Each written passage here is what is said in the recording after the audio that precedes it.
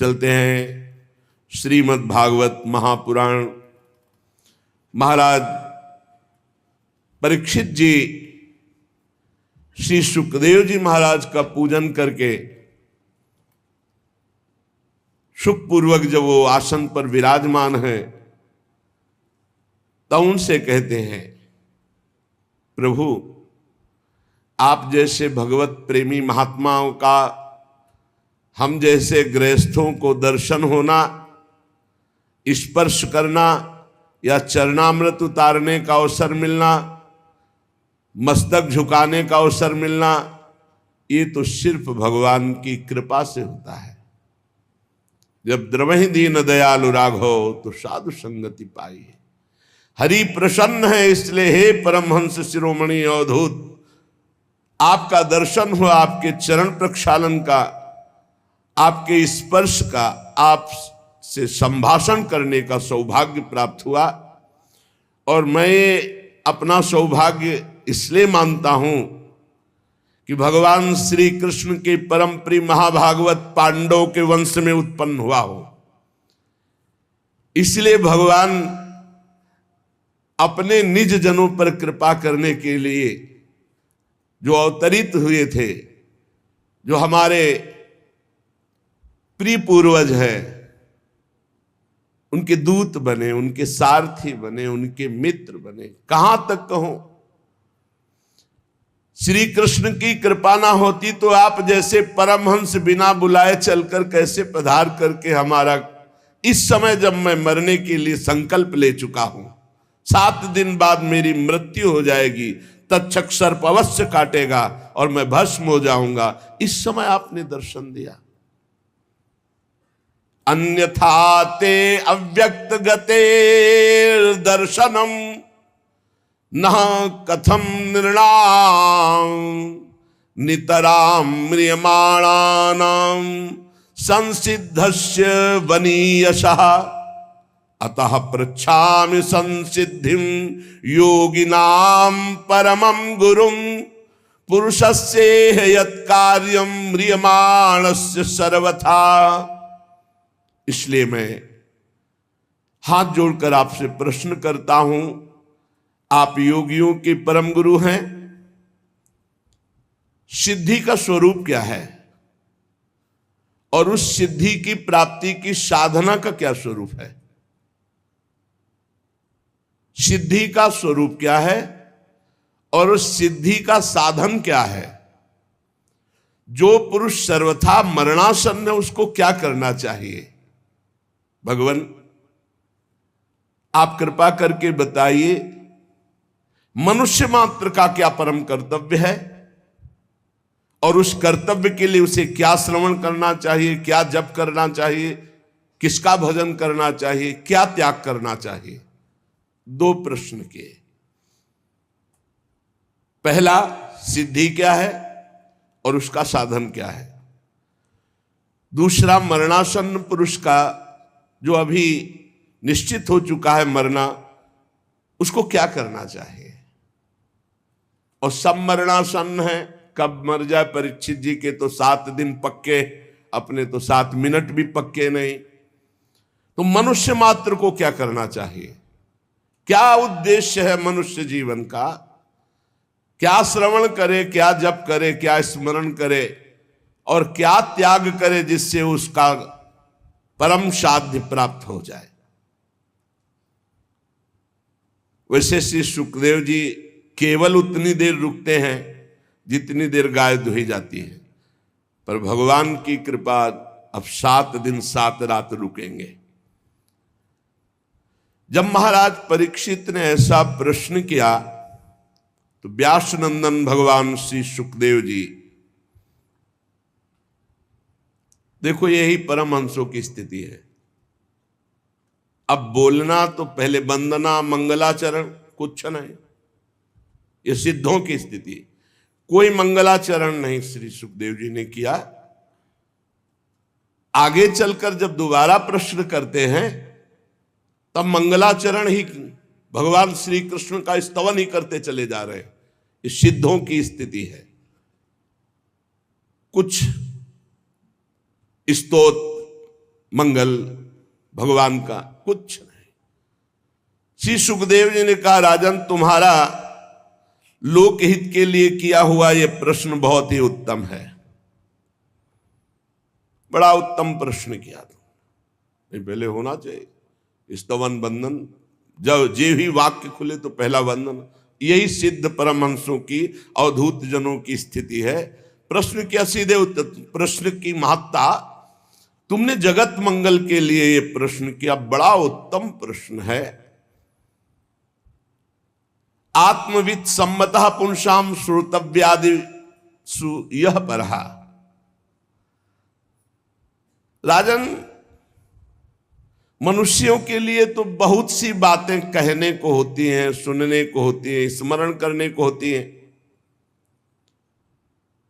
पर आत्मज्ञानी पुरुष के लिए नहीं। जैसा आपने प्रश्न किया, बड़ा आदर करते हैं आत्मज्ञानी पुरुष ऐसे प्रश्न का, क्योंकि जो गृहस्थ हैं वो अपने काम धंधे में इतने उलझे रहते हैं कि उनको ये पता ही नहीं कि प्रतिदिन प्रति रात हमारी आयु कम हो रही है और मैं भगवत प्राप्ति के लिए आया था, उसको भूल कर लड़का बच्चा परिवार इसी के राग में फंसकर अपने जीवन को नष्ट कर रहा हूं। उनको नहीं पता है, सच्ची मानिए। असंख्यों जीव हैं, उनमें से कुछ चंद भाग्यशाली जन हैं जो भगवान का नाम जपते हैं, भगवान की चर्चा। उनमें भी किसी बिरले के हृदय में एक बात है कि मुझे भगवत प्राप्ति करनी है। ये जो गृहस्थ जन है, ये घर के काम धंधों में इतने फंसे हुए हैं कि भजन करने के लिए मनुष्य जीवन मिला, ये बातें नहीं आती। हजारों बातें, हजारों कामनाएं, हजारों संकल्प, वो उसी में डूबे रहते हैं। उनकी सारी उम्र कैसे बीतती है? जागृत अवस्था में काम धंधा प्रपंच की बातें, और रात्रि में नींद या स्त्री प्रसंग। परमहंस जी कह रहे हैं, निद्रया ह्रियते नक्तम व्यवायेन च वावयः दिवाचार्थे हया राजन कुटुंब भरणे नवा। दिन तो गया कुटुंब पोषण के लिए, खूब काम मेहनत और प्रपंच की बातें, और रात गई सोने में या स्त्री सहवास में। संसार में जिन्हें अपना अत्यंत घनिष्ठ संबंधी कहा जाता है, वो है शरीर, स्त्री, पुत्र, मित्र, भाई, ये सब। महाराज, ये सब असत्य है। परमहंस जी बोल रहे हैं, देहापत्य कलत्रादि स्वात्म सैन्य स्वसत्व स्वपि तेषां प्रमत्तो निधनम पश्यन्नपि न पश्यति। ये अज्ञानी देख रहे हैं, ऐसे पागल हैं काम धंधे, रुपया पैसा, भोग सामग्री भोग भोगने में, कि उन्हीं के घरों में मृत्यु हो रही है और वो उनको फूंक के आ रहा है, फिर भी उनको ज्ञान नहीं हो रहा कि हमको भी मरना। मरने के बाद कोई किसी को नहीं पहचानता, ना वो जीवात्मा और ना उसके परिवार वाले, सब भूल जाते हैं। परीक्षित, तस्मात् भारत सर्वात्मा भगवान ईश्वरो हरि श्रोतव्यः कीर्तितव्यश्च स्मर्तव्यश्चेच्छता भयम्। तुमने पूछा कि किसका स्मरण करना चाहिए, किसका कीर्तन करना चाहिए, क्या सुनना चाहिए? जिसे भगवान का अभय पद परम सुख प्राप्त करना है, जहां किंचन मात्र भी दुख नहीं है, उसे चाहिए। सर्वात्मा सर्वशक्तिमान भगवान श्री हरि श्री कृष्ण की लीलाओं का श्रवण करे, नाम का कीर्तन करे, नाम का जप करे और उन्हीं का स्मरण करे। भगवत प्राप्ति के लिए श्री सुखदेव जी महाराज ने साधन क्या बताया? सर्वशक्तिमान सर्वात्मा भगवान श्री कृष्ण की खूब लीला कथा सुने, खूब नाम का कीर्तन करे, नाम जप करे, स्मरण करे, सिद्धि क्या है? भगवत प्राप्ति। साधन क्या है? भगवान श्री हरि श्री कृष्ण का खूब लीला गायन, खूब लीला श्रवण, नाम कीर्तन, नाम जप, स्मरण। एतावान सांख्य योगाभ्याम स्वधर्म परिनिष्ठया जन्म लाभा परः पुंसा मनते नारायण स्मृति। मनुष्य जन्म का सबसे बड़ा लाभ क्या है? चाहे वो सांख्य योग ज्ञान से हो या भक्ति से हो या धर्मनिष्ठा से हो या कर्म योग से हो, सबका फल क्या है? अखंड भगवान की स्मृति। ये फल है। सब साधनों का फल क्या है? सब साधन कर यह फल सुंदर, प्रभु पद पंकज प्रीति निरंतर। अपने आराध्य देव का निरंतर सतत स्मरण। इसका फल क्या है? मृत्यु के समय भगवान की स्मृति और परम पद की प्राप्ति। जीवन भर साधन भजन करने का फल क्या है? भगवान का अखंड भजन। इसका फल क्या है? अंतिम समय वही अभ्यास भजन का आया और जन्म जन्म की बिगड़ी बन गई, भगवान की प्राप्ति हो गई। परीक्षित, जो निर्गुण स्वरूप में स्थित हैं, विधि निषेध की मर्यादा को लांघ चुके हैं, वो बड़े बड़े जीवन मुक्त महापुरुष भी भगवान श्री कृष्ण की लीला कथा सुनते रहते हैं, गाते रहते हैं, चिंतन करते रहते हैं। फिर विषयी पुरुषों की तो बात जाने दो, जिनका काम हो चुका है, जो निर्गुण अवस्था में स्वरूप बोध में स्थित हैं, जीवन मुक्त हैं, वो भी भगवान की लीला कथा कहते हैं, सुनते हैं। जैसे सनक सनंदन सनातन सनत कुमार, जीवन मुक्त महापुरुष, एक प्रवक्ता बन गया, 3 श्रोता बन गए और हर समय हरिश शरणम हरिश शरणम हरिश शरणम। मैं तुम्हें एक महान ग्रंथ का परिचय बताता हूं, जिसका नाम श्रीमद् भागवत महापुराण है। हमारे पिता श्री कृष्ण द्वैपायन भगवान व्यास देव जी ने इसकी रचना की और मुझे अध्ययन कराया। राजर्षि, वैसे तो मेरी निर्गुण स्वरूप परमात्मा में पूर्ण निष्ठा है, निराकार निर्गुण, पर बलात् भगवान श्री कृष्ण की रूप माधुरी ने मेरे हृदय में ये सगुण रूप की आसक्ति पैदा कर दी और मैंने 18,000 श्लोक अपने पिता श्री कृष्ण द्वैपायन व्यास देव जी से अध्ययन किया, कंठस्थ किया। श्री कृष्ण की रूप माधुरी ने मुझे आकर्षित कर लिया। तुम भगवान के कृपा पात्र हो और ब्रह्म ऋषियों के भी कृपा पात्र हो, संतों से तुम्हें प्रेम है, इसलिए मैं तुम्हें पुराण सुनाऊंगा। जो इस लीला कथा के प्रति थोड़ी भी श्रद्धा रखेगा, श्री सुखदेव जी के वचन, उसकी चित्तवृत्ति शुद्ध हो जाएगी और भगवान श्री कृष्ण के चरणों में अनन्य प्रेम होगा और बहुत शीघ्र वो इस माया मोह से मुक्त हो जाएगा। जो लोग इस लोक या परलोक की किसी भी भोग की इच्छा रखते हैं, उनकी समस्त कामनाएं पूर्ण हो जाएंगी ये महापुराण सुनने से। और जिनको संसार दुखमय अनुभव होने लगा है, वो मोक्ष प्राप्त करना चाहते हैं, तो इस लीला कथा सुनने के परिणाम में उसे मोक्ष की प्राप्ति होगी।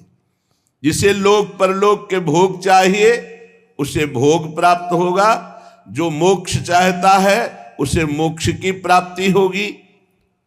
और जो साधक योग संपन्न होना चाहता है, सिद्धियां प्राप्त करना चाहता है, उसको सिद्धियों की प्राप्ति होगी। जो ज्ञान प्राप्त करना चाहता है उसे तत्व ज्ञान प्राप्त होगा। पर सबको चाहिए कि भगवान के नाम का प्रेम से खूब कीर्तन करे, खूब जप करे। हर प्रश्न का उत्तर यही होता है। श्री सुखदेव जी महाराज कह रहे सबको चाहिए, हरेर नामानुकीर्तनम, चाहे लोक परलोक की कामना की पूर्ति, मोक्ष, भक्ति, प्रेम जो चाहिए, एतन निर्विद्यमाना मिच्छता मकुतो भयम, योगिनाम नृप निर्णीतम हरिर नामानुकीर्तनम।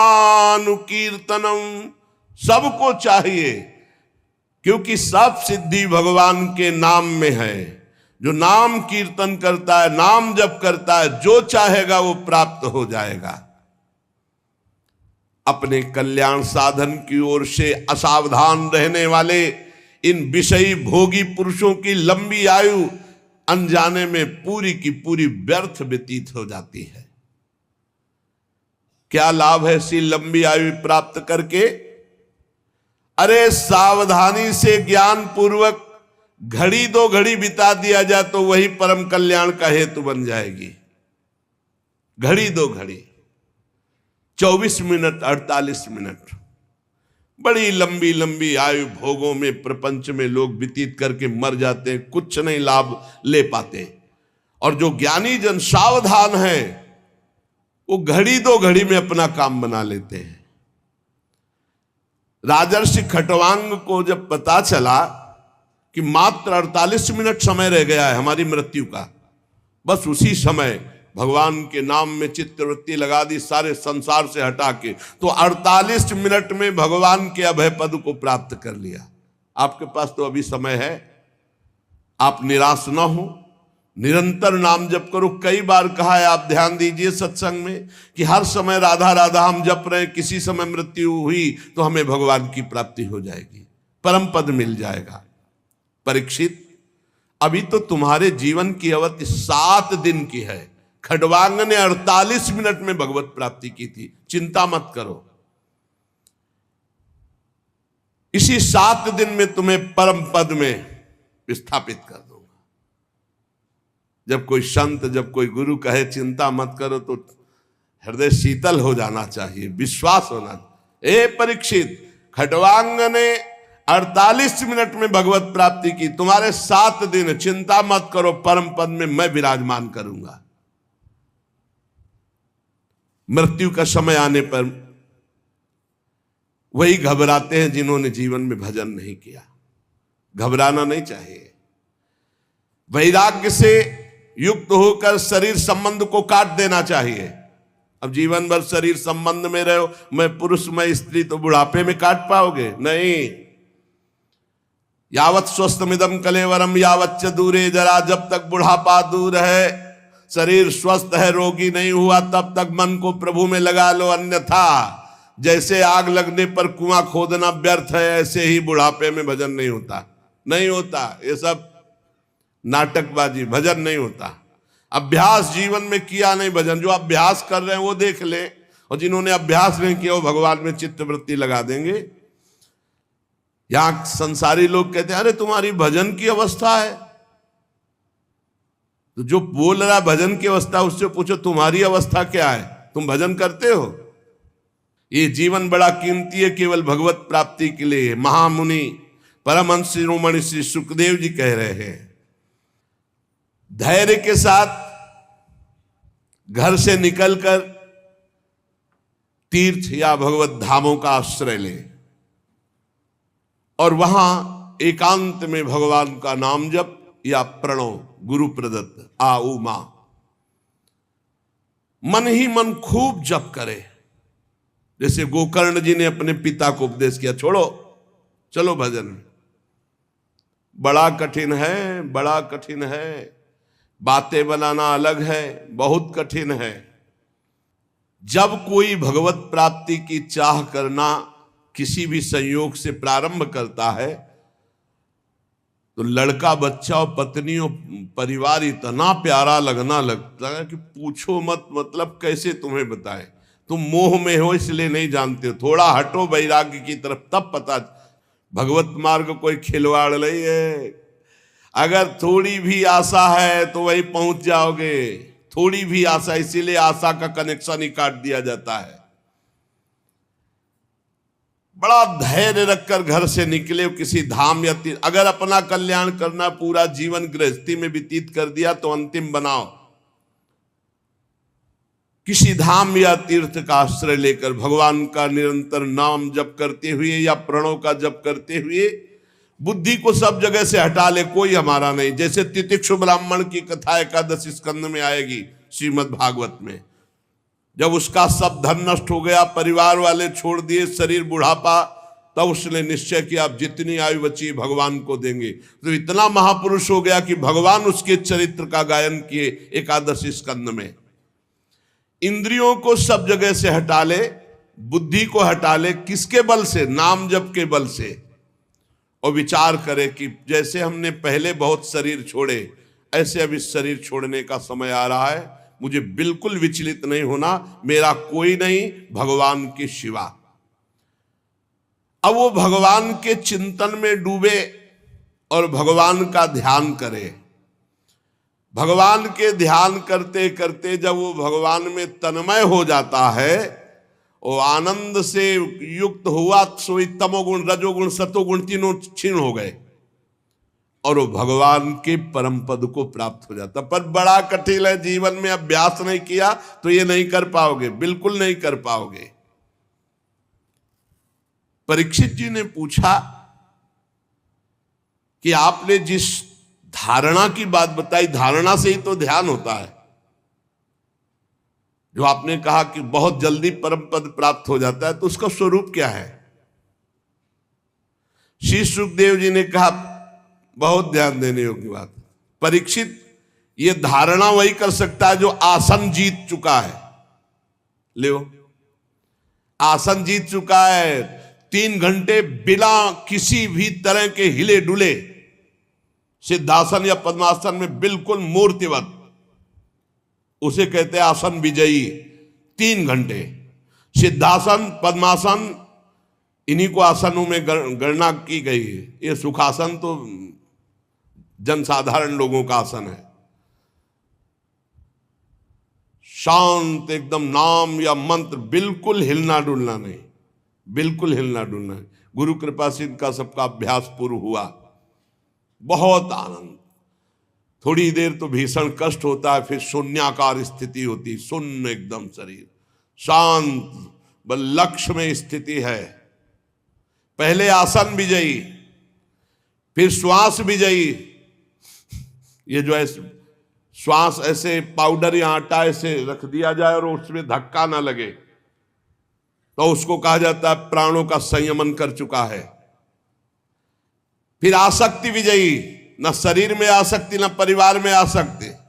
फिर इंद्रिय विजयी, तब बुद्धि के द्वारा वो धारणा बनती भगवान के ध्यान की।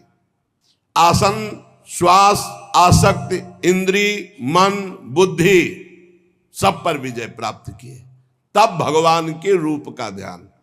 इसीलिए कहते हैं नाम जप करो, भगवान के आश्रित रहो, भगवत प्राप्ति हो जाएगी। हमारी बात को पकड़ लो, नाम जप करो, भगवान के आश्रित रहो। आश्रित, भरोसा दृढ़ भगवान का और नाम जप, सब ठीक हो जाएगा, सब ठीक हो जाएगा, सब ठीक हो जाएगा। ये बात पकड़ लो। ये कार्य रूप संपूर्ण विश्व जो कुछ भी था, है, होगा, ये सब का सब ये माया है नहीं, भगवान है इसमें। ये विराट भगवान का स्वरूप है। जल, अग्नि, वायु, आकाश, अहंकार, महातत्व और प्रकृति, ये 7 आवरणों से घिरा हुआ भगवान का ब्रह्मांड शरीर है, विराट रूप। ये धारणा की जाती है भगवान के सिवा कुछ नहीं, सब भगवान है। तत्वज्ञ पुरुष धारणा के लिए वर्णन करते हैं, कैसे भगवान है सब कुछ। बोले जो भगवान का विराट रूप है, तलवे में पाताल लोक, तलवे से पाताल प्रकट हुआ, उनकी एड़ियां और पंजे रसातल लोक। गुल्फ एड़ी के ऊपर की जो जगह है उससे महातल, ये नीचे है पृथ्वी के, और पैर के पिंडे तलातल।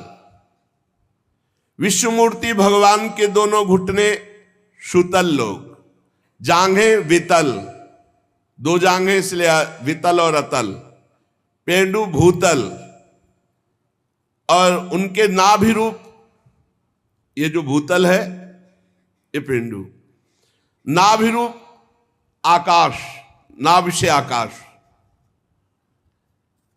छाती से स्वर्गलोक, गले से महरलोक, मुख से जनलोक, ललाट में तपोलोक, शास्त्र सिर वाले भगवान के मस्तक पर ब्रह्मलोक विराजमान। विराट भगवान इतने बड़े हैं, उन्हीं से सारे लोग घिरे हुए। जितने भी इंद्रादि देवता वो सब भुजा में, जितनी भी दिशाएं वो सब कान से, जितने भी शब्द वो सब श्रवणेंद्री से, अश्वनी कुमार नासिका के छिद्र से, गंध घ्राणेंद्री और धधकती हुई अग्नि की ज्वाला भगवान के मुख से, भगवान के नेत्र से अंतरिक्ष और नेत्र से ही सूर्य और देखने की शक्ति ये प्रकट हुई।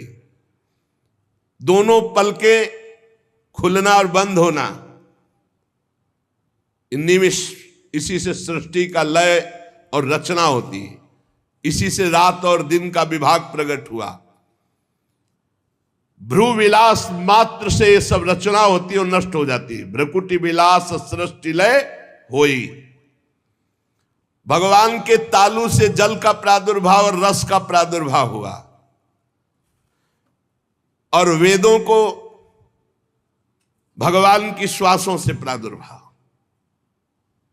जाकी श्वास वेद श्रुति चारी। यमराज का प्रादुर्भाव भगवान की दाढ़ों से हुआ। सब प्रकार की आसक्ति दांत से प्रकट हुई, और जगन मोहिनी माया का प्रादुर्भाव मुस्कान से हुआ, और ये अनंत सृष्टि एक कटाक्ष से प्रकट हुई विराट भगवान के। ऊपर के ओठ से लज्जा, नीचे के ओठ से लोभ, छाती से धर्म, पीठ से अधर्म भगवान के प्रकट हुआ। प्रजापति जनेन्द्री से प्रकट हुए, मित्रावरुण भी वहीं से, समुद्र भगवान की कोख से, बड़े बड़े पर्वत भगवान की अस्थियों से, विराट पुरुष की नाड़ियों से नदियां, रोम से वृक्ष, जितने वृक्ष सब कुछ विराट भगवान ही बने हुए हैं। प्रबल वायु भगवान के श्वास खींचने और छोड़ने से, भगवान की चाल ही से काल प्रकट हुआ, इसलिए उनकी चाल कोई जान नहीं सकता। भगवान की चाल से ही गुण प्रकट होकर चक्कर लगा रहे, सतोगुण रजोगुण तमोगुण, और चाल चलने से ही कर्म का प्रादुर्भाव हुआ।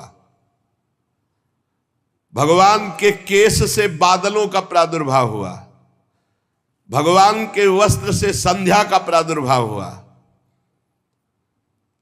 महात्माओं ने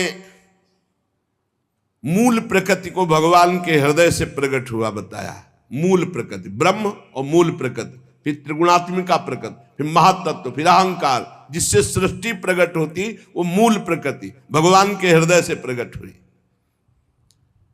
सब विकारों का खजाना मन, सब विकारों का खजाना मन भगवान से प्रकट हुआ, उसी से चंद्रमा प्रकट हुआ। भगवान के चित्त से महातत्व का प्रादुर्भाव हुआ, भगवान के अहंकार से रुद्र भगवान का प्रादुर्भाव हुआ। भगवान के नखों से घोड़े, खच्चर, ऊंट, हाथी, इनका प्रादुर्भाव हुआ। वन में रहने वाले मृग, पशु, जितने भी पक्षी, जितने भी, ये सब कटि प्रदेश से प्रकट हुए। तरह तरह के पक्षी, उनकी अद्भुत रचना कौशल, ये सब कटि प्रदेश से। भगवान की बुद्धि से स्वयंभू मनु प्रकट हुए, और मनु की संतान मनुष्य उनके निवास स्थान बने। गंधर्व विद्याधर चारण अप्सराएं षडज समस्त स्वर समस्त गीत स्मृति दैत्य ये सब भगवान के वीर से प्रकट हुए। सप्तम धातु भगवान का ये विराट स्वरूप है, सब कुछ भगवान ही बने हुए हैं।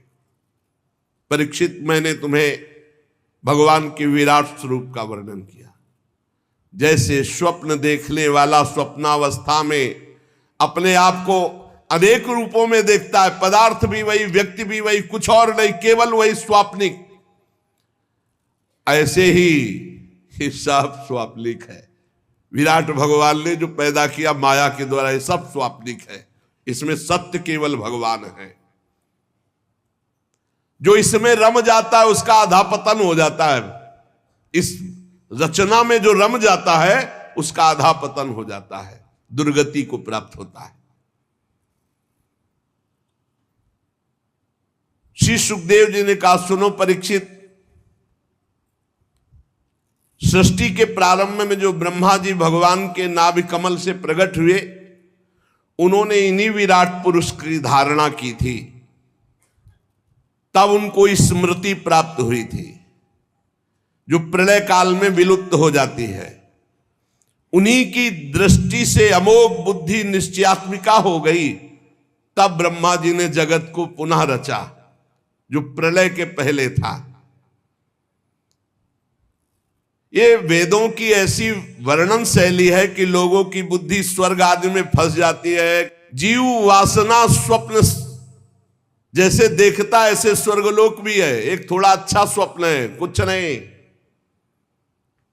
सच्चे सुख की प्राप्ति से जीव वंचित हो जाता है, वह है भगवत प्राप्ति। इसलिए विद्वान पुरुष को चाहिए कि जितना ये मायाकृत नाटक है, जितने से काम चल जाए उतना काम चलाओ और हर समय नाम जप करो, समय व्यर्थ मत जाने दो। ये सब माया है, मायाकृत रचना है। जितना प्रयोजन जिस वस्तु से रखोगे उतना ही बंधते चले जाओगे। अपनी बुद्धि को बचाओ, वस्तु व्यक्ति स्थान से और श्री भगवान में लगाओ। संसार के पदार्थ प्रारब्ध के अधीन हैं, चाहे जितना पढ़ लिख ले हो, अगर तुम्हारे प्रारब्ध में है कि धन मिलेगा तो मिलेगा, नहीं तो पढ़े डिग्री लिए घूमो, ना नौकरी मिलेगी ना धन मिलेगा। लेकिन भगवान का भजन कर लो तो भगवान मिल जाएंगे, प्रारब्ध के अधीन नहीं। सुख दुख प्रारब्ध के अधीन है, पक्का समझ लो। तुम्हारा प्रयत्न निष्फल होगा यदि तुम्हारे प्रारब्ध में धन नहीं है। प्रारब्ध में धन है तो प्रयास ना होने पर भी देख लो खूब धन वैभव, लेकिन प्रारब्ध में सुख और दुख होता है, भगवत प्राप्ति नहीं। इसलिए ऐसा भजन करो कि प्रारब्ध को नष्ट कर दो, सुख और दुख से परे परमानंद में निमग्न हो जाओ। ये मनुष्य शरीर इसलिए मिला है।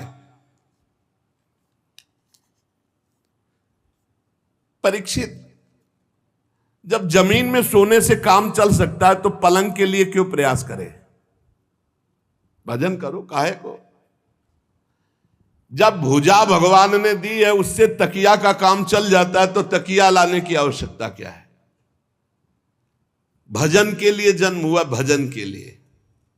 जब अंजलि से काम चल सकता है तो बहुत से पात्र बटोरने की जरूरत क्या है? जब वृक्ष की छाल या साधारण वस्त्र पहनने से काम चल सकता है तो सब विलासिता की जरूरत क्या है? भूख लगने पर शरीर पोषण के लिए भगवान सबकी व्यवस्था किए हैं, फिर उसके प्रयास में इतना कि पूरा जीवन ही नष्ट कर देना, खान पान भोग सामग्री, बस। भगवान जल वायु भोजन और पृथ्वी का आधार इस सब को फ्री दिए, सबको, चराचर जगत को। आवश्यकता की पूर्ति भगवान ने स्वयं कर दी है। चाह की पूर्ति के लिए तुम्हें भटकना पड़ेगा, और सब आवश्यकता से तृप्त नहीं है, चाह में भटक रहे, सब चाह में। बहुत विलासिता में जीव जीवन व्यतीत करके भगवत विमुख सब का सब नष्ट कर देता है। शरीर को जितना आप विलासी बना दोगे उतना ही परेशानी है। ये जो आजकल चले हैं ना भोजन बाजार वाले, जो खूब चकाचक स्वाद वाले, यही सब। अरे दाल रोटी खाओ, प्रभु के गुण गाओ, थोड़ा व्यायाम करो, प्राणायाम करो, शरीर स्वस्थ, भगवान का चिंतन करो, खूब समाज सेवा, जो किसानी, व्यापार, नौकरी, ये सब भगवान की सेवा है। भगवान सबको वास दिए अपने हिसाब से, लेकिन जब आपकी चाहत हो गई है तो आप परेशान हो रहे हैं। अरे भगवान क्या शरणागतों की रक्षा नहीं करते? ये बुद्धिमान लोग भगवान के मार्ग में भी आकर के धन के अभिमान में घमंडी लोगों की चापलूसी क्यों करते हैं? श्री सुखदेव जी कह रहे भगवान के भक्त होकर के इन देहाभिमानी धनाभिमानी लोगों की चापलूसी क्यों करते हैं? अरे विरक्त हो गए, हृदय में भगवान को विराजमान करना है कि इन धनियों की चापलूसी करनी है। भूत भविष्य लोक 14 में भय होए हरि प्यारे, 300 व्यवहार हमारो अभिमान इनते न्यारे। पक्का बहुत बच के रहना है, सावधान। हुए हो भगवान को हृदय में विराजमान करने के लिए विरक्त, भगवत मार्ग के पथिक या भक्त, और चापलूसी शुरू कर दी धनियों की। ये श्री सुखदेव जी महाराज कह रहे, सुखदेव जी महाराज, धने के नशे में चूर घमंडी धनियों की चापलूसी। हृदय में विराजमान स्वतः सिद्ध भगवान की प्राप्ति के लिए जब चले तो भगवान या भगवान के प्रेमी या किंचन जन, और या जेहि दीन प्यारे वेद पुकारे, हमारे भगवान को ले कहा गया, ऐसे दीन जनों को प्यार। धन के नशे में चूर घमंडी धनियों की चापलूसी, विरक्त क्यों? श्री सुखदेव जी महाराज कह रहे हैं, इसलिए बहुत सावधान। क्या विश्वंभर भगवान पर भरोसा नहीं? जन्म मृत्यु के चक्र में डालने वाले धन और धनी और अज्ञान और अज्ञानियों का संग बिल्कुल ना करे। भरोसो दृढ़ इन चरणन के रू। अरे कुबेर जैसे जिनके सेवक हैं, अनंत महिमामयी लक्ष्मी जी जिनकी दासी हैं, उन भगवान के दास होकर किसी से आस, कहावे मोर दासा करे तो छनरन के आशा, तो कहां रहा विश्वासा। रुपया पैसा बढ़ जाना, भोग विलासिता में रत होना, ये कोई महानता का लक्षण है क्या? महानता का लक्षण है चित्तवृत्ति को भगवान के चिंतन में समस्त दोषों का नाश करके, ये महानता का लक्षण है। मैयावेशित चेतसाम, मेरे में आविष्ट चित्त वाला, मैयावेशित चेतसाम, जो भगवान में चित्त को अर्पित कर दिया वही महान। मत चित्ता दुर्गान मत प्रसादात् तरिष्यति, जो मेरे में चित्त को लगा देता है। बहुत कठिन है भोग विलासिता का त्याग करना। मत प्रसादात् तरिष्यति, मेरे कृपा से वो पार हो जाता है। पशुओं की बात अलग रही परीक्षित, मनुष्यों में भला ऐसा कौन है जो इस संसार वैतरणी नदी से बिना भगवान के पार हो जाए? कौन है ऐसा? इसलिए मंगल में भगवान का चिंतन करो, असत विषय भोगों से अपने आप को भटकने से बचा लो। परीक्षित, कोई कोई साधक अपने शरीर के भीतर हृदयाकाश में विराजमान भगवान के प्रादेश मात्र स्वरूप की धारणा करते कि मेरे हृदय में भगवान विराजमान है, और हृदय में भगवान का ध्यान करते हैं। एकाग्र चित्त से जब खूब नाम जप किया जाता है तो ध्यान की योग्यता प्राप्त होने लगती है। यह हम आपको हृदय की बात कहते हैं। किसी और साधन से ध्यान पक्का नहीं होता, नाम से होता है। जितना नाम जप करोगे उतने रूप प्रकाशित होता चला जाएगा। देखी रूप नाम आधीना। उपासक को दिखाई देने लगता है बड़ा प्रसन्न मुख है श्री भगवान का, कमल के समान विशाल कोमल नेत्र है, कदम्ब के पुष्प की केसर के समान पीला वस्त्र धारण किए हुए हैं, भुजाओं में श्रेष्ठ रत्नों से जड़े हुए स्वर्ण के बाजूबंद शोभायमान है। सिर पर बड़ा ही सुंदर मोर मुकुट, कानों में कुंडल, बहुमूल्य रत्न जगमगा रहे हैं मुकुट में। श्री चरण कमल योगेश्वरों के खिले हुए हृदय कमल की कर्णिका पर विराजमान होने वाले अत्यंत सुकोमल श्याम रंग के प्रभु के हृदय में श्रीवत्स का चिन्ह है। गले में कौस्तुभ मणि, वक्षास्थल में कभी ना कुम्हलाने वाली पुष्पों की माला, कमर में करधनी, अंगुलियों में बहुमूल्य अंगूठी, श्री चरणों में नूपुर, हाथों में कंगन और घुंघराली लटे, बहुत ही सुंदर मन हरण करने वाली चिकनी निर्मल घुंघराली श्याम वर्ण की। मुख कमल मंद मंद मुस्कुरा रहा है, लीलापूर्ण उन्मुक्त हास्य और अपने भक्त की तरफ मंद मुस्कान चितवन से देख रहे हैं, अनुग्रह की वर्षा करते हुए। जब ये रूप हृदय में आता है, उसी समय सब कर्म बंधन छिन्न भिन्न हो जाते हैं। बिना भगवान के रूप दर्शन के कर्म बंधन, इसे भगवत प्राप्ति कहते हैं, भगवत साक्षात्कारी। हृदय में भगवान की धारणा की भगवान, अब वो आंख खोला तो सामने भगवान, आंख मूंदे तो सामने भगवान हृदय में। परीक्षित, एक तो ये भगवत प्राप्ति, और एक जब योगी पुरुष अपने शरीर को छोड़ना चाहे, योगी जिसने योग किया है अष्टांग योग, तो किसी देश काल में मन न लगाते हुए सुखपूर्वक आसन पर बैठ जाए, प्राणों को जीत ले, इंद्रियों को संयम में करे और बुद्धि से मन को नियमित करके मन के साथ बुद्धि को क्षेत्रज्ञ में, क्षेत्रज्ञ को आत्मा में, आत्मा को परमात्मा में लीन कर दिया। निर्मल बुद्धि को मन में और मन के साथ बुद्धि को क्षेत्रज्ञ, क्षेत्रज्ञ को अंतरात्मा में, अंतरात्मा को परमात्मा में लीन करके उस शांति पद को प्राप्त हो गया। अब उसके लिए कोई कर्तव्य शेष नहीं रहा, वो जीवन मुक्त महापुरुष हो गया। यहां ना सतोगुण है, ना रजोगुण है, ना तमोगुण है। अब काल की भी दाल उस महात्मा के ऊपर नहीं गलती जो ऐसी स्थिति को प्राप्त है। योगी लोग चित्तवृत्ति का निरोध करके परमात्मा में ऐसी स्थिति प्राप्त करते। अलग अलग श्री सुखदेव जी भगवत प्राप्ति का स्वरूप वर्णन करते हैं। यही परम पद है। एक भगवान के नाम जप करते हुए ध्यान में स्थित हुआ, और एक जो है योगी इस तरह से परमात्मा में स्थित हुआ। अब एक है ज्ञान दृष्टि।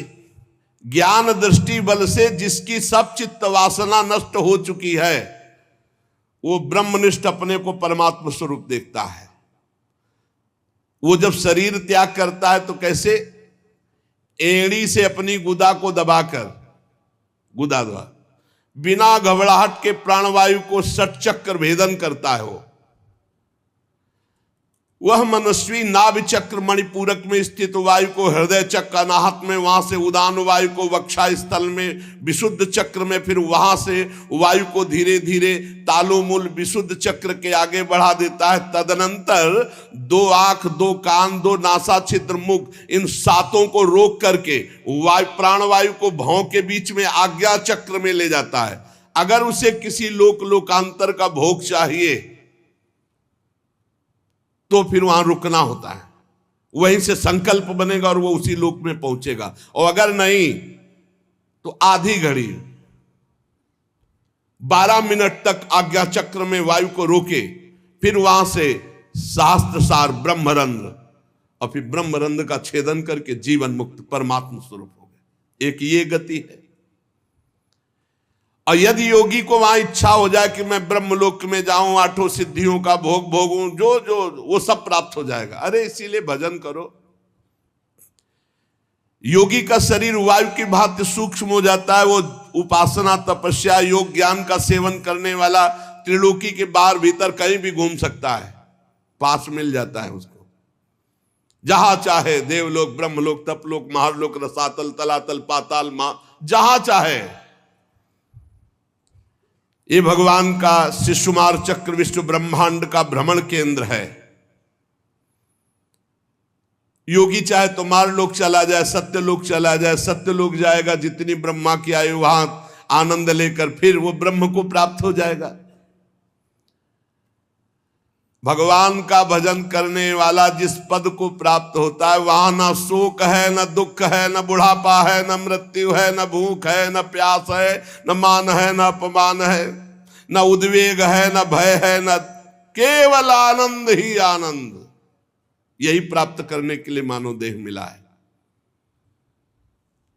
ब्रह्मलोक में केवल एक बात का दुख है, वो जब मृत्यु लोक के प्राणियों को भोगों में रत देखते तब वो दुखी होते कि अरे भजन कर लेता तो हमसे भी ऊपर भगवान के धाम को जा सकता, कैसा जीवन बर्बाद कर रहा है। बस इसी बात की व्यथा ब्रह्मलोक के ब्रह्म ऋषियों को होती है।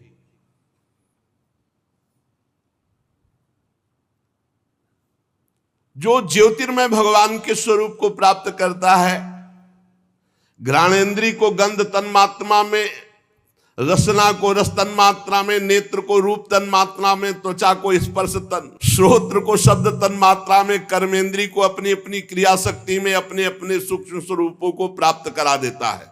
पंचभूतों को स्थूल सूक्ष्म आवरणों को पार करके अहंकार में प्रवेश करता है। सूक्ष्म भूतों को तामस अहंकार में, इंद्रियों को राजस अहंकार में, मन और इंद्रियों को अधिष्ठात्र देवताओं को सात्विक अहंकार में, इसके बाद अहंकार के सहित लय रूप गति के द्वारा महातत्व में, और महातत्व प्रकृति रूप आवरण में, और प्रकृति रूप ब्रह्म में। अब वो ब्रह्म प्राप्त। ये सब योगियों की गति। बड़ा कठिन है ब्रह्म प्राप्ति, वो बड़ा सरल है। राधा राधा राधा मान लो। इसीलिए हम बार बार कहा करते हैं कि हम इसे अंधविश्वास में नहीं बोल रहे, बहुत सोच समझ के, बहुत जीवन यात्रा करके बोल रहे हैं। नाम जप करो, भगवान के आश्रित रहो, सारे कर्म भगवान को समर्पित कर दो, भगवत प्राप्ति हो जाएगी। नहीं, देखो कितनी कठिन है। जो तुम समझ नहीं सकते वो करना होता है, तब वो परमाणु यहाँ फोड़ करके, एक की ब्रह्मरंध्र फोड़ करके हो रही। सुना था? कुछ नहीं पता, बस राधा राधा जपो और जो कर्म हो भगवान को अर्पित करो।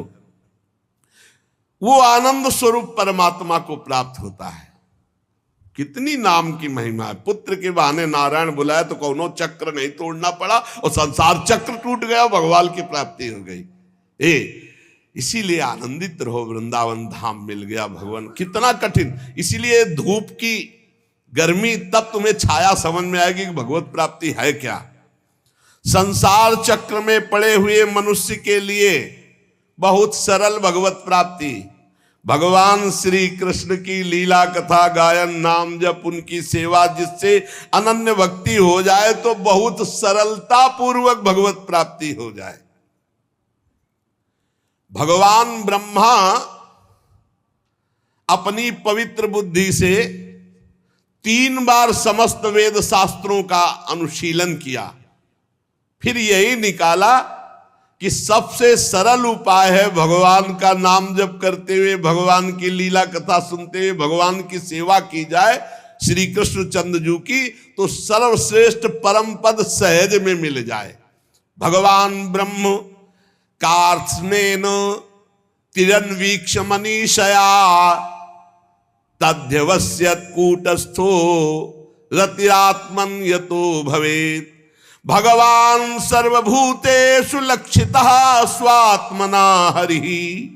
हमारी आत्मा है, कोई और नहीं, चराचर जगत की आत्मा है। इसलिए परीक्षित सब मनुष्यों को चाहिए कि सब समय तस्मात् सर्वात्मना राजन हरि सर्वत्र सर्वदा श्रोतव्यः कीर्तितव्यश्च स्मर्तव्यो भगवान नृणाम। सब मनुष्यों को चाहिए कि भगवान श्री कृष्ण चंद्रजू की, बार बार कह रहे, श्रोतव्या, उनकी कथा सुनो, उनका नाम कीर्तन सुनो। कीर्तितव्यश्च, उनकी कथा करो, उनका नाम कीर्तन करो, नाम जप करो। स्मृतव्यो, उनका स्मरण करो। यही तुम्हें भगवत प्राप्ति करा देगा। भगवान के संत जन बड़े उदार हैं, जो भगवान की लीलामृत का कथा अमृत का पान कराने के लिए अहेतुकी भाव से दान करते हैं। खूब कानों के दोनों में भर भर कर ये भगवत लीला अमृत पान करो, इससे तुम्हारे हृदय का विषैला विष उतर जाएगा, शुद्ध हो जाएगा और तुम्हें इसी जन्म में भगवत प्राप्ति हो जाएगी। परीक्षित, तुमने जो मुझसे पूछा था कि मरते समय बुद्धिमान मनुष्य को क्या करना चाहिए, तो तुम्हें उत्तर दे दिया। सद्यो मुक्ति, क्रम मुक्ति, भगवत भाव से भगवत प्राप्ति। और देखो, अगर भगवत प्राप्ति ना करना चाहे और कोई इच्छा करना चाहे तो मैं उपाय बताता हूं। जिसे ब्रह्म तेज का भाव हो कि मुझे ब्रह्म तेज मिले, तो बृहस्पति जी की आराधना करे। जिसे इंद्रियों की विशेष शक्ति की कामना हो, वो इंद्र देवता की आराधना करे। जिसे पुत्र प्राप्ति की चाह हो कि हमारे लड़का हो जाए, तो प्रजापतियों की उपासना करे। जिसे लक्ष्मी की चाह हो, वो महामाया आद्या शक्ति देवी की आराधना करे। जिसे तेज चाहिए कि जो मैं बोलूं, जो मैं कहूं वैसे सब माने, तो अग्निदेव की आराधना करे। धन चाहिए तो वसुओं की, प्रभाव और वीरता चाहिए तो भगवान शंकर की, रुद्र की।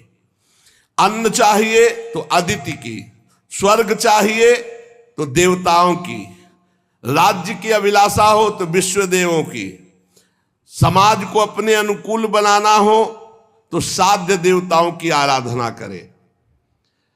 आयु बढ़ानी हो तो अश्वनी कुमारों की आराधना करे। पुष्टता बल की इच्छा हो तो लोकमाता पृथ्वी की और देव आकाश का सेवन करे, आराधना करे। सुंदरता चाहिए तो गंधर्वों की आराधना करे। पत्नी चाहिए तो उर्वशी की आराधना करे। स्वामित्व चाहिए तो ब्रह्मा की आराधना करे। यश चाहिए तो यज्ञ पुरुष की आराधना करे। रुपया पैसा खजाना चाहिए तो वरुण देव की आराधना करे। और विशुद्ध विद्या चाहिए तो आद्य गुरु भगवान शंकर की आराधना करे। पति पत्नी में सदैव प्रेम बना रहे, इसके लिए पार्वती जी की आराधना करे। धर्म उपार्जन के लिए भगवान विष्णु की आराधना करे। वंश परंपरा चलती रहे, इसके लिए पितरों की आराधना करे। हमारा वंश सुरक्षित रहे, इसके लिए यक्षों की आराधना करे। बलवान वंशज हो, इसलिए मरुद गरुण की आराधना करे। राज्य चाहिए तो मनवंतरों के अधिपति देवताओं की। किसी को अगर नुकसान पहुंचाना है, अविचार, तो नैऋत्य की। भोग चाहिए तो चंद्रमा की। और अगर निष्कामता परम आनंद चाहिए तो भगवान श्री हरि की। बुद्धिमान पुरुष वही है। अकामः सर्व कामो वा मोक्ष काम उदारधी तीव्रेण भक्ति योगेन यजेत पुरुषम परम। चाहे निष्काम हो या सकाम, चाहे मोक्ष चाहो, चाहे भोग चाहो, चाहे भक्ति चाहो, जो तुम्हें चाहना हो, भगवान श्री कृष्ण के चरणों की आराधना करो, सब प्राप्त हो जाएगा। जितने उपासक हैं उनका सबसे बड़ा हित इसी में है कि इस जन्म में ऐसा अभ्यास कर लो कि तुम्हारा भगवत स्मरण न छूटे, बस जो चाहोगे प्राप्त हो जाएगा। तो ऐसे ही पुरुषों का संग करो जो भगवान के प्रेमी जन हैं। जहां भगवान की लीला कथाएं ही गाई जाती हैं, ऐसे संतों का सत्संग सुनो। ये दुर्लभ है सत्संग, जहां केवल भगवान की चर्चा होती, शास्त्र सम्मत चर्चा होती, जिससे संसार की त्रिगुणमयी तरंगमालाओं के थपेड़े शांत हो जाते हैं। हृदय शुद्ध होकर आनंद का अनुभव करता है। इंद्रियां विषयों से अनासक्त होकर भगवान में लग जाती हैं। ऐसी रसमयी कथाएं जहां हो रही हैं, वही सत्संग सुनो, इसी से तुम्हारा परम कल्याण होगा। शौनक जी कहते, सूत जी, राजा परीक्षित ने सुखदेव जी की बात सुनकर उनसे और क्या पूछा, क्योंकि सुखदेव जी तो बड़े सर्वज्ञ हैं और बहुत ही मधुर पवित्र वाणी है, क्योंकि ब्रह्मबोध संपन्न महापुरुष हैं। सूत जी, आप तो सब कुछ जानते हैं, हम लोग उनकी वह बातचीत बड़े प्रेम से सुनना चाहता हूं जो परीक्षित से हुई। आप कृपा करके सुनाइए क्योंकि संतों की सभा में ऐसी ही बातें होती हैं जिनका पर्यावसान भगवान के श्री चरणारविंद में होता है। अर्थात संतों का संग निश्चित भगवत प्रेम प्रदान करता है। पांडुनंदन महारथी राजा परीक्षित बड़े भगवत भक्त थे। वो ऐसे थे कि बाल्यावस्था में भी भगवान की लीला चरित्रों का अभिनय करके खेलते थे। और भगवान में सुखदेव जी को क्या कहना है, ये तो जन्म से ही विरक्त थे। तो प्रश्नकर्ता उत्तर देने वाले दोनों महान पुरुष हैं। इसलिए क्या चर्चा हुई श्री परीक्षित जी और भगवान सुखदेव जी के बीच में। महाराज, जिसका समय भगवान के नाम जप में, भगवान की लीला कथा में व्यतीत होता है, उन्हीं का जीवन धन्य है। और तो सब व्यर्थ में जी रहे हैं। रोज भगवान सूर्यदेव उदय होकर के और अस्त होकर के सबकी आयु का नाश कर रहे हैं। महाराज, क्या वृक्ष नहीं जीते? वो भी जीते। अगर भगवान का नाम नहीं जपते हो, भगवान की लीला कथा नहीं सुनते हो, भगवत भाव से सेवा नहीं करते हो, तो तुम्हारा जीना क्या? क्या वृक्ष नहीं जीते? तरवाह किम न जीवंती भस्त्राहा किम न श्वसंत्युत। क्या लोहार की धोकनी सांस नहीं लेती? न खादंती न मेहंती किम ग्राम पशुओं परे। क्या गांव के जो पशु हैं वो खाते पीते नहीं है क्या? वो भी खाते पीते। क्या वो मैथुन नहीं करते? वो भी बच्चा पैदा करते। तुम मनुष्य होकर के यही खाना पीना, श्वास लेना, बच्चा पैदा करना, सोना जागना, तो तुम्हारा मनुष्य जीवन किस बात से श्रेष्ठ रहा? अरे जिसके कान में भगवान का नाम नहीं पड़ा, भगवान की लीला कथा नहीं पड़ी, वो नर पशु, कुत्ते, ग्राम सूकर, ऊंट और गधे से भी गया बीता है।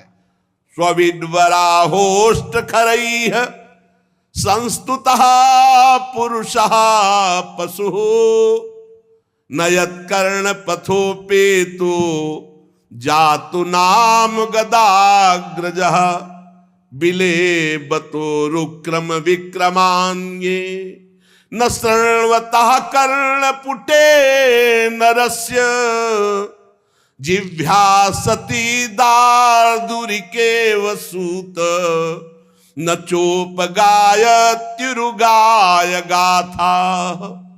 आहा, जिसके कान में भगवान का नाम नहीं पड़ा, भगवान की लीला कथा नहीं पड़ी, वो मनुष्य पशु, कुत्ते, ग्राम सूकर, ऊंट और गधे से भी गया बीता है। श्री सुखदेव जी महाराज महामहिम परीक्षित जी महाराज जी के जो प्रश्नों का उत्तर दे रहे, वो सुनने की इच्छा से शौनक जी महाराज ये बात कह रहे।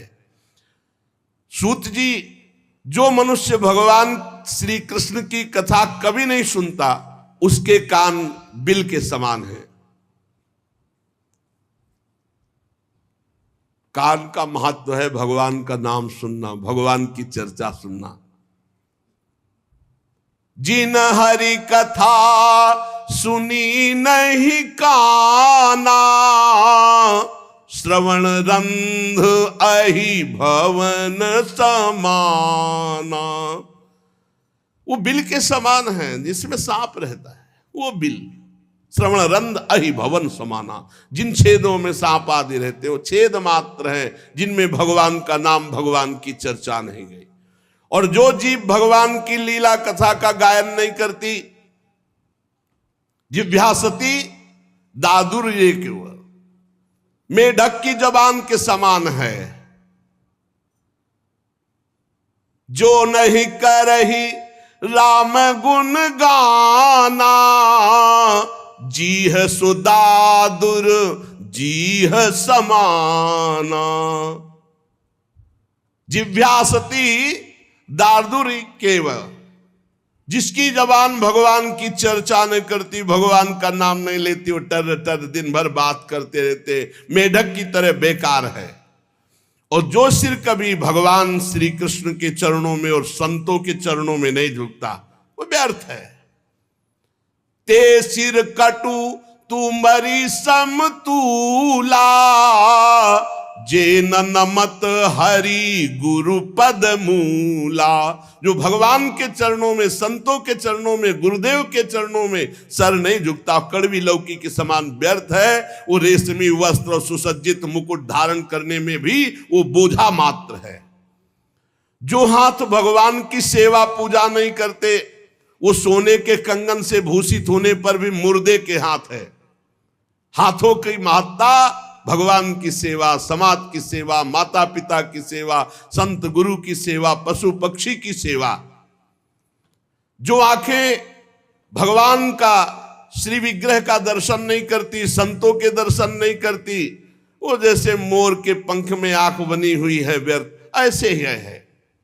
नैनन संत दरस नहीं देखा, लोचन मोर पंख सम लेखा। जिनके नेत्र भगवान का श्री विग्रह और संत जन, गुरुजनों के दर्शन नहीं करते, बेकार के चिन्ह मात्र वो नेत्र हैं।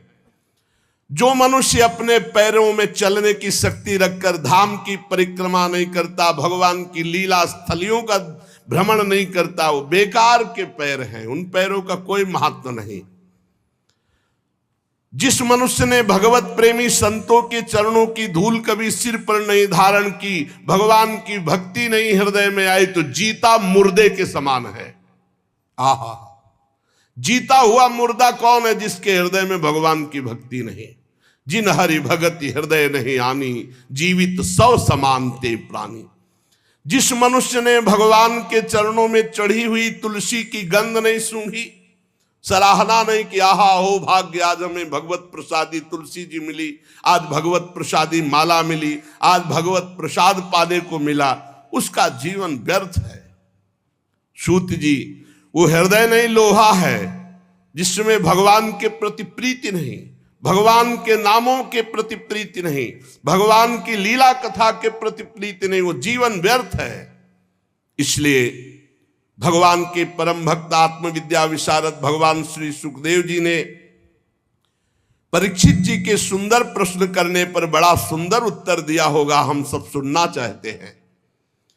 सूत जी कहते हैं, श्री सुखदेव जी महाराज भगवत तत्व प्राप्त महापुरुष हैं और उत्तरानंदन राजा परीक्षित गर्भ में ही भगवत साक्षात्कार किए हुए दोनों महापुरुष हैं। शरीर, पत्नी, पुत्र, महल, पशु, धन, भाई, बंधु, निष्कंटक राज्य, सब का सब एक क्षण में त्याग दिया, सबकी ममता, और ममता त्याग कर गंगा किनारे भगवान की प्राप्ति के लिए एक क्षण में सब कुछ त्याग दिया। शौनकादि ऋषि, महामनस्वी परीक्षित ने अपनी मृत्यु का निश्चित समय जान लिया था, इसलिए उन्होंने धर्म, अर्थ और काम तीन का त्याग कर दिया और संन्यास ले लिया। भगवान श्री कृष्ण में सुदृढ़ आत्मभाव प्राप्त हो, इसलिए भगवान श्री कृष्ण की महिमा सुनने के लिए श्री सुखदेव जी से यही प्रश्न किया जो आप लोग मुझसे पूछ रहे हैं। परीक्षित जी ने पूछा, भगवत स्वरूप मुनिवर, आप परम पवित्र और सर्वज्ञ हैं, आपने जो कुछ कहा वो सत्य एवं उचित है। आप ज्यों ज्यों भगवान की महिमा सुनाते जा रहे हैं, त्यों त्यों मेरे हृदय में अज्ञान का पर्दा फटता जा रहा है। मैं आपसे ये जानना चाहता हूं कि भगवान ने सृष्टि कैसे की। बड़ा सुंदर, सबकी जानकारी के लिए बहुत आवश्यक है। लोग प्राय प्रश्न करते रहते हैं, क्या भगवान ने कैसे सृष्टि बनाई, क्या? ये परमहंस श्री सुखदेव जी उत्तर देंगे। प्रश्न किया कि भगवान इस संसार की सृष्टि कैसे करते हैं। इस संसार की रचना तो इतनी रहस्यमयी है कि ब्रह्मादि समर्थ लोकपाल भी समझने में भूल कर बैठते हैं। फिर भगवान इस सृष्टि की रचना करके इसकी रक्षा कैसे करते हैं। अनंत शक्ति परमात्मा किन किन शक्तियों का आश्रय लेकर अपने आप को सृष्टि रूप में रचते हैं, किन किन शक्तियों का आश्रय लेकर अपने आप की रक्षा करते हैं, ध्यान से सुनना, और किन किन शक्तियों का आश्रय लेकर अपने आप से अपना विनाश करते हैं। विनाश खेल तीनों भगवान किसी और से नहीं करते, अपने आप से अपने आप की रचना, अपने आप से अपने आप का पालन और अपने आप से अपने आप का विनाश संहार खेल। भगवान तो अकेले हैं, वो विभिन्न रूप धारण करके, अवतार धारण करके विस्तार करते हैं। इसलिए आप ही ऐसे ब्रह्मज्ञानी महापुरुष हैं जो हमारे संदेह का निवारण कर सकते हैं। श्री सूत जी कहते हैं, राजा परीक्षित ने भगवान के गुणों का वर्णन करने के लिए जब ऐसा प्रश्न किया, अब देखो, अब ध्यान आया कि भगवान का मंगलाचरण करना चाहिए। सारे उत्तर पीछे दे दिए। अब श्री सुखदेव जी को, ओहो, उन पुरुषोत्तम भगवान के चरण कमलों में मेरे कोटि कोटि प्रणाम। प्रश्नोत्तर, यह है परमहंस स्थिति, जो संसार की उत्पत्ति स्थिति प्रलय की लीला करने के लिए सतोगुण रजोगुण तमोगुण रूप तीन शक्तियों को स्वीकार करके अपने आप को ब्रह्मा रूप में, भगवान विष्णु रूप में और भगवान शंकर के रूप में सृजन पालन और संहार करते हैं। चराचर प्राणियों के हृदय में अंतर्यामी रूप से विराजमान, जिनका स्वरूप और उपलब्धि का मार्ग बुद्धि का विषय नहीं, जो स्वयं अनंत है, जिनकी महिमा अनंत है, जिनके अंश से ब्रह्मा विष्णु और महादेव प्रकट हुए, भगवान श्री कृष्ण को हम नमस्कार करते हैं। हम पुनः पुनः उन भगवान श्री कृष्ण के चरणों में नमस्कार करते हैं, जो सत्पुरुषों का दुख मिटाकर उन्हें प्रेम दान करते हैं, दुष्टों की सांसारिक बढ़ती रोककर उन्हें मुक्ति देते हैं, और हम परमहंसों के एकमात्र आश्रय हैं, उनकी अभीष्ट वस्तु का दान करते हैं। चर समस्त प्राणी श्री कृष्ण की ही मूर्ति हैं। चर अचर समस्त प्राणी श्री कृष्ण की ही मूर्ति है। इसलिए श्री कृष्ण का किसी के प्रति पक्षपात नहीं है। ऐसे मैं श्री कृष्ण को नमस्कार करता हूं, बड़े ही भक्त वत्सल है। अब पूरा ध्यान, हठपूर्वक भक्तिहीन कठोर साधना करने वाले लोग जिनकी छाया भी नहीं छू सकते, हठपूर्वक कठोर साधना, भक्ति विहीन जीवन, तो जिनकी छाया भी नहीं छू सकते, अरे जिनके समान कोई नहीं है, फिर उनसे बढ़कर कैसे हो सकता है। ऐसे महामहिम निरंतर ब्रह्म स्वरूप अपने स्वरूप में विहार करने वाले भगवान श्री कृष्ण को मैं बार बार नमस्कार करता हूं, जिनका कीर्तन, यत् कीर्तनम यति स्मरणम यदीक्षणम यद वंदनम यत् श्रवणम यदर्हणम लोकस्य सद्यो विधुनोति कल्मषं तस्मै सुभद्र श्रवसे नमो नमः। जिनका कीर्तन, जिनका स्मरण, जिनका दर्शन, वंदन, श्रवण और पूजन तत्काल पापों को नष्ट करके भगवत प्राप्ति करा देता है, उन पुण्य कीर्ति भगवान श्री कृष्ण को बार बार नमस्कार है। विवेकी पुरुष जिनके चरण कमलों की शरण लेकर हृदय से लोक परलोक की आसक्ति का त्याग कर देते हैं, बिना किसी परिश्रम के भगवत पद प्राप्त करते हैं, उन मंगलमय कीर्ति वाले भगवान श्री कृष्ण को अनेकों बार नमस्कार है, नमस्कार है। बड़े बड़े तपस्वी, दानी, यशस्वी, मनस्वी, सदाचारी, मंत्रवेत्ता जब तक अपनी साधनाओं को तथा अपने आप को भगवान के चरणों में समर्पित नहीं कर देते, तब तक उन्हें भगवत प्राप्ति नहीं होती है। ध्यान दीजिए, बड़े बड़े तपस्वी, दानी, यशस्वी, मनस्वी, सदाचारी, मंत्रवेत्ता जब तक अपनी साधनाओं को और अपने आप को भगवान के चरणों में समर्पित नहीं कर देते, तब तक भगवत प्राप्ति नहीं होती है। जिनके प्रति आत्मसमर्पण की ऐसी महिमा है, उन कल्याणमयी कीर्ति वाले भगवान श्री कृष्ण को मैं बार बार नमस्कार करता हूं। किरात, हूण, आंध्र, पुलिंद, पुलकस, अभीर, कंक, यवन, खस आदि जो जातियां हैं और भी दूसरे पापी लोग हैं जो भगवान की शरण में हो जाते हैं, भगवान उन्हें परम पवित्र कर देते हैं। ऐसे सर्वशक्तिमान भगवान श्री कृष्ण को मैं बार बार नमस्कार करता हूं। वे ही भगवान ज्ञानियों की आत्मा हैं, योगियों के परमात्मा हैं, भक्तों के भगवान हैं, कर्मकांडियों के लिए वेद मूर्ति हैं, धार्मिकों के लिए धर्म मूर्ति हैं, तपस्वियों के लिए तपः स्वरूप हैं। ब्रह्मा शंकर आदि बड़े बड़े देवता अपने शुद्ध हृदय से उनके स्वरूप का चिंतन करते हैं और आश्चर्यचकित होकर देखते हैं वो भगवान श्री कृष्ण मुझ पर अपना अनुग्रह प्रसाद की वर्षा करें। जो समस्त संपत्तियों के स्वामिनी जो लक्ष्मी देवी हैं, उनके जो स्वामी हैं, समस्त यज्ञों के भोक्ता हैं, सबके फलदाता हैं, प्रजा के रक्षक हैं, सबके अंतर्यामी हैं, समस्त लोकों के पालन करता है, पृथ्वी देवी के स्वामी हैं, वही यदुवंश में प्रकट होकर के अंधक वृष्ण एवं यदुवंश के लोगों की रक्षा की, उन लोगों के एकमात्र आश्रय रहे वे भक्तवत्सल भगवान श्री कृष्ण जो संतों के सर्वस्व हैं। मुझ पर प्रसन्न हो, मैं उन्हें नमस्कार करता हूं। विद्वान पुरुष जिनके चरण कमलों के चिंतन रूपी समाधि से शुद्ध हुई बुद्धि के द्वारा आत्म तत्व का साक्षात्कार करते हैं, उनके दर्शन करते हैं, अपनी अपनी मति रुचि के अनुसार उनके स्वरूप का वर्णन करते हैं, पर पार आज तक कोई नहीं पाया। वे प्रेम और मुक्ति को लुटाने वाले भगवान श्री कृष्ण हम पर प्रसन्न हो, मैं उन्हें नमस्कार करता हूं। जिन्होंने सृष्टि के समय ब्रह्मा के हृदय में पूर्व कल्प की स्मृति जागृत की, ज्ञान के अधिष्ठात्री देवी को प्रेरित किया, अपने अंगों के सहित वेद के रूप में उनके मुख से प्रकट हुई, वे ज्ञान के मूल कारण भगवान श्री कृष्ण मुझ पर कृपा करें और मेरे हृदय में प्रकट हो। भगवान ही पंच महाभूत बने,